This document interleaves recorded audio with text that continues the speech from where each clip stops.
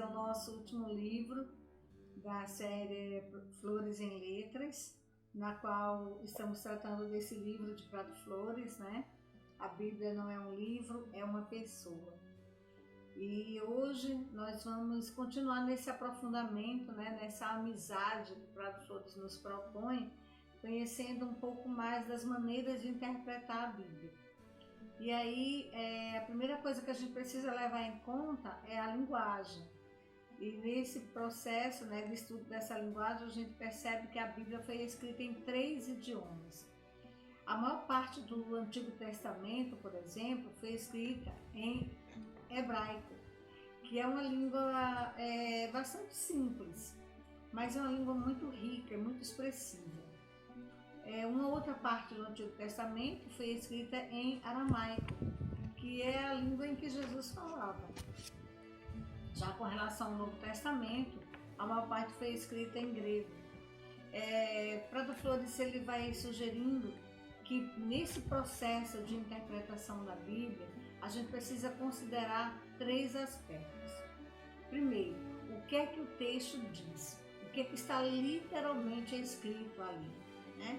O segundo aspecto seria o momento histórico, o contexto, a situação histórica em que aquele texto se posiciona, em que ele se localiza. E um terceiro aspecto é o magistério da igreja. Isso porque o Espírito Santo, como nós dissemos no vídeo anterior, ele sempre orientou a igreja. Então, nesse processo de interpretação da Bíblia, o Espírito Santo também orientou. E a Bíblia não é um livro que nós possamos interpretar ao nosso gosto, ao nosso bel prazer. A nossa mãe, a igreja, ela sempre fez isso por nós. Então é preciso levar isso em conta. É preciso considerar também que a Bíblia tem uma mensagem central. Tudo que se diz na Bíblia concorre para essa mensagem, que é a história da nossa salvação. A história de um povo que é eleito por Deus e é que Deus se manifesta para esse povo. Essa história ela começa ainda no paraíso, porque Deus criou tudo bom, criou tudo perfeito, mas o homem pecou. E o pecado do homem levou Deus a precisar mudar seus planos. E nesse plano é necessário que venha um Salvador. Mas esse Salvador, ele é anunciado ainda no Antigo Testamento. Então, no Antigo Testamento, Deus já anuncia que vai mandar para nós um Salvador. E este Salvador se manifesta realmente no Novo Testamento, porque é aí que ele assume a forma humana. É aí que ele se torna igual ao homem em tudo, menos no pecado. E, finalmente, nessa história da salvação e também na história da Palavra de Deus, o que nós vamos encontrar mesmo é o Espírito Santo.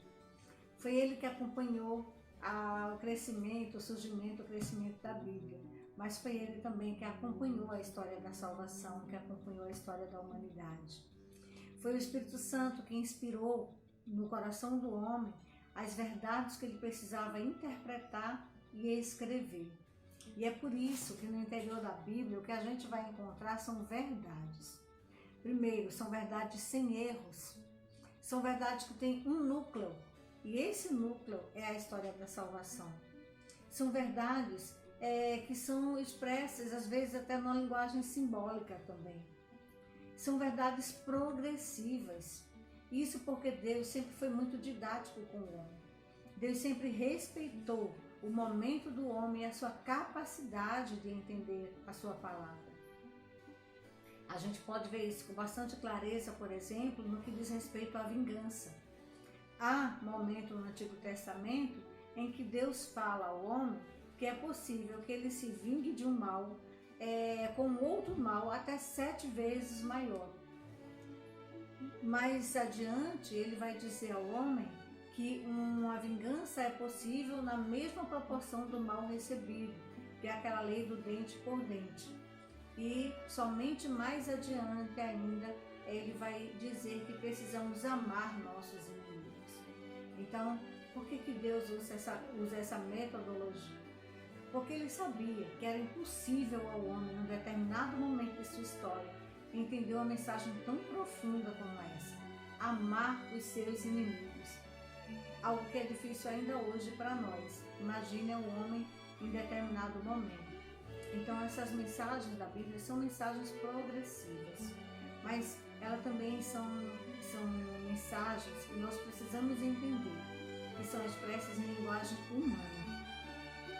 Essa linguagem humana é incapaz de expressar Deus em sua amplidão, é incapaz de revelar Deus em toda a sua dimensão. Portanto, ela vai ser realmente uma linguagem insuficiente. Isso porque Deus também nunca se revelou ao homem na sua totalidade.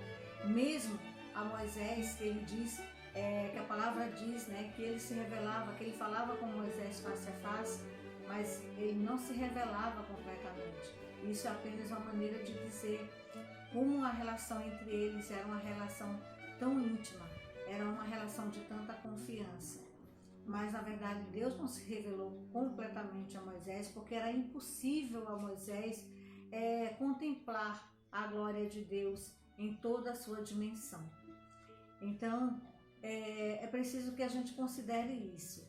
Essa linguagem humana, por mais que o homem tente expressar exatamente o que Deus queria revelar, ela é incapaz de revelar Deus completamente. Até porque nos diz também a primeira carta aos Coríntios, o capítulo 2 e o versículo 9. Ela nos diz assim: aquilo que olho nenhum viu, nem ouvido nenhum, nem mente humana jamais concebeu, isso Deus preparou para aqueles que o amam. Terminamos aqui essa série. Não esgotamos o livro, porque, como já dissemos em um outro momento, o livro é bastante rico, seria incapaz de esgotarmos em tão pouco tempo, mas eu espero que tenhamos deixado em você esse desejo de aprofundar essa amizade com a palavra de Deus. E queremos também dizer a você que fique atento, porque a partir do próximo mês essa série vai ter continuidade com outro livro de Prado Flores. Que o Senhor nos abençoe.